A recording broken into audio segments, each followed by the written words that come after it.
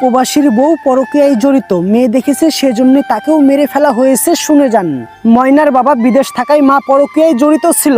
ময়নার চাচার সঙ্গে গত 3 দিন আগে যেই দিন ময়নার নিখোঁজের খবর প্রকাশ পেল, সেই দিন দুপুর বেলাতে ময়নার মা এবং তার চাচাকে উলঙ্গ অবস্থায় দেখতে পান ময়না এ কথা প্রকাশ করে দিবে বলে এই ঘটনাকে ধামাচাপা দেওয়ার জন্য ময়নাকে দেওয়ালের সঙ্গে ধাক্কা দিয়ে আঘাত করতে থাকে এবং তার একটি কান কেটে নেয়। দেখা গেল এরপরেও ময়না মরে না।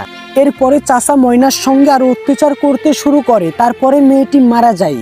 এরপরে তার চাচা মসজিদের হুজুরকে ফাঁসানোর জন্য মসজিদে ময়নার লাশ রেখে দেয়। মসজিদের ছাদে লাশ পাওয়ায় প্রশাসন গ্রেপ্তার করে মসজিদের ইমাম ও মুয়াজ্জিমকে। ডিএনএ রিপোর্ট করে দেখা গেল মসজিদের ইমাম মুয়াজ্জিম নির্দোষ, কিন্তু আদালত সসম্মানে মুক্তি না দিয়ে মিথ্যা মামলা দিয়ে 2 দিনের রিমান্ড মঞ্জুর করেছে। দাড়ি আর টুপি থাকায় এ সমাজ তাদেরকে ছোট করে দেখেছে, লাঞ্ছিত করেছে। এদিকে ময়নার বাবা বিদেশ থেকে চলে আসে ময়নার অনাকাঙ্ক্ষিত মৃত্যুর সংবাদ পেয়ে। ময়নার বাবা সাংবাদিকদের প্রশ্নের উত্তরে বলেন, আমার মেয়ে কোনো একটা বিষয়ে জেনে গেছে, যার ফলে মেয়ে আমার সঙ্গে ফোনে কথা বললেই বলতো, বাবা তুমি দ্রুত বাড়ি চলে আসো, তোমাকে আর প্রবাসে থাকতে হবে না। এবং বাবা নিজেও বলেন চাচা সহ বেশ কয়েকজন এই হত্যার সঙ্গে জড়িত আছে। যার জন্য চুরি করবেন সেই কিন্তু আপনাকে চোর বানাবে।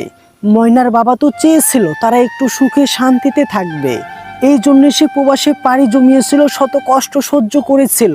কিন্তু কে জানতো বউ এদিকে পরকীয়ায় জড়িত হয়ে যাবে। টাকাই সব না, অনেক সময় শারীরিক চাহিদারও প্রয়োজন হয়। তাই আমি প্রবাসী ভাইদেরকে বিশেষ করেই বলতে চাই, আপনি যে প্রবাসে পাড়ি জমিয়েছেন, আপনার স্ত্রী দেশে কি করছে না করছে সেই খবর কি রেখেছেন? কিন্তু সব প্রবাসীর বউরাই যে ময়নার মায়ের মতো হবে এরকম কিন্তু না। বিবাহিত ভাইদের জন্য প্রবাস না, যুবক ছেলেদের জন্য প্রবাস। আপনি যুবক অবস্থায় প্রবাসে গিয়ে থেকে আসেন, আপনাকে কেউ মানা করবে না, কোনো সমস্যা নাই। কিন্তু বিয়ে করে যায়েন না। যারা গেছেন, কিন্তু নতুন করে কেউ যাওয়ার সিদ্ধান্ত নিয়েন না।